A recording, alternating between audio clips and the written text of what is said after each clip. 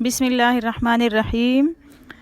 السلام علیکم، ہمارے چینل ایم حلال فوڈ میں سب کو خوش آمدید۔ آج ہم بنانے جا رہے ہیں قیمہ کچوری، بہت ہی لذیذ، بہت ہی شاندار۔ سب سے پہلے ہم کڑھائی میں تیل لیں گے، اس کے بعد قیمہ لیں گے 1 پاؤ اور اس کو خوب اچھی طرح بھونیں گے۔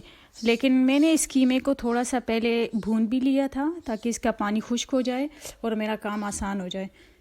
اب اس کے بعد ادرک اور 1 چمچ لہسن، دونوں ادرک اور لہسن دونوں 1 چمچ لیں گے اور اس کو خوب اچھی طرح بھونیں گے تقریباً 3 منٹ تک۔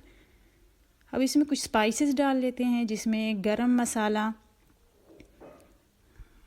لال کٹی ہوئی مرچ جو کہ آپ کو دکھائی دے رہی ہے، اور اس کے ساتھ ساتھ اس میں چمچ بھی ہلاتے جائیں گے اور کالی مرچ، مکس مسالہ اور خشک پودینہ، یہ سب کچھ ڈال کے ہم اس کو اچھی طرح بھون لیں گے مزید 3 منٹ کے لیے، تاکہ ان میں یہ مسالوں کی خوشبو رچ بس سکے۔ اس کے بعد ہم نمک ڈال لیتے ہیں اور پھر 1 ٹماٹر جو کہ ہم نے کاٹ لیا تھا اس کو اچھی طرح سے کاٹنے کے بعد اس میں ڈال دیتے ہیں 2 سبز مرچیں اور 1 شملہ مرچ۔ یہ سب چیزیں اس میں مکس کر لیتے ہیں اور 2 منٹ تک اس کو فرائی کر لیتے ہیں۔ 2 منٹ تک ہم نے فرائی کر لیا۔ اب اس کے بعد اس میں 4 کپ پانی ملا لیں گے تاکہ یہ قیمہ اچھی طرح گل جائے اور اس کا کچا پن نکل جائے۔ انشاءاللہ یہی پانی کافی ہوگا اور یہ قیمہ گل جائے گا۔ اس کے اوپر ہم ڈھکن رکھ لیتے ہیں تاکہ اچھی طرح قیمہ گل جائے۔ اب 20 منٹ بعد ہم نے اس کا ڈھکن اتار لیا اور 20 منٹ بعد اس میں یہ تھوڑا سا پانی بچ گیا، اس کو بھی خشک کر لیتے ہیں۔ جب اس کا پانی بالکل اچھی طرح خشک ہو جائے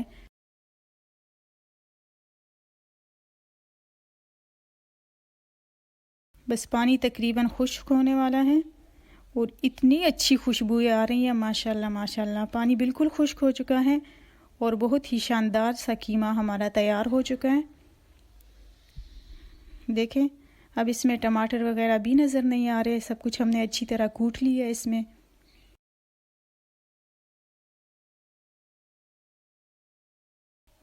اب اس کے اوپر ہم تھوڑا سا دھنیا چھڑک لیتے ہیں۔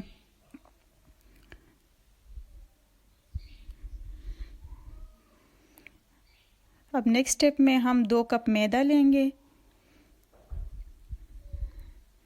اس میں 4 چمچ گھی ڈال لیں گے اور یہ گھی میں ہی بنانا ہے، تیل میں نہیں۔ تیل میں اس طرح نہیں آتا جس طرح گھی میں بنتے ہیں، گھی میں بہت۔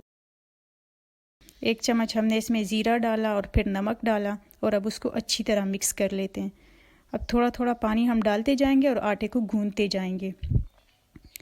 جہاں ہمیں ضرورت ہو تو تھوڑا پانی ڈالتے جائیں گے، لیکن آٹا کو نہ بہت زیادہ سخت اور نہ ہی بہت زیادہ نرم گوندنا ہے، بس درمیانہ سا گوندنا ہے تاکہ اس سے اچھی طرح سے پھر کچوری بن سکے۔ اس طرح تھوڑا پانی ڈالتے جائیں، ایک ساتھ نہیں ڈالنا کیونکہ پھر پانی زیادہ ہو جاتا ہے اور آٹا صحیح نہیں گوندتا۔ اب 2 منٹ کے لیے ہم نے آٹا رکھ دیا تھا۔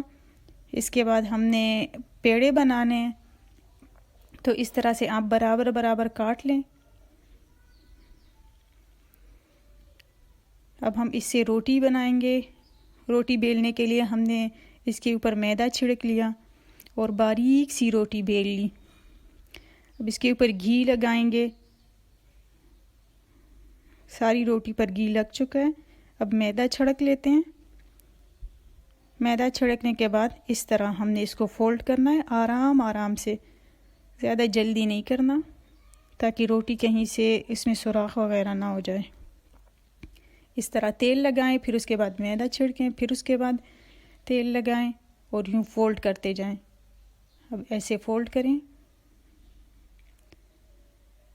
یہ اب بالکل پرفیکٹ ہے۔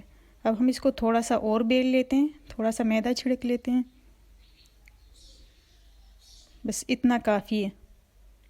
اس میں اپنی مرضی کا جتنا بھی ہم نے قیمہ ڈالنا ہو ڈال لیں، اس طرح۔ اب اس کو فولڈ کرتے جائیں اور بند کرتے جائیں۔ اس طرح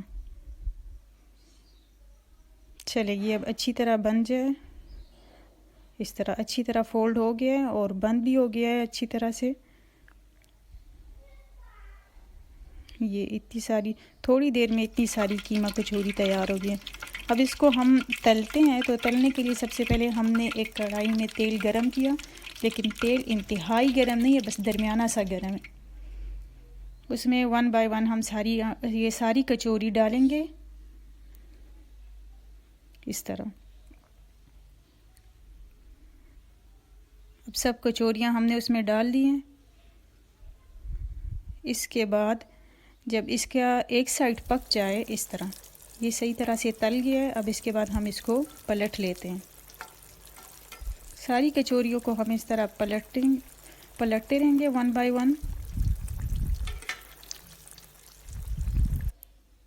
دیکھیں کتنا اچھا کلر آ گیا ہے، ماشاء اللہ ماشاء اللہ. بس انتہائی آسان ہے، اس میں کچھ بھی مشکل نہیں ہے اور بہت لذیذ ہے. اس طرح اب دیکھیں ہماری کچوری بالکل تیار ہے، تو ہم اب اس کو نکال لیتے ہیں. زبردست، دیکھیں کتنا اچھا کلر آیا ہے اور ہماری قیمہ کچوری تیار ہے. چلے کھائیں اور انجوائے کریں اور ہمارے چینل کو لائک اور سبسکرائب کریں. اللہ حافظ.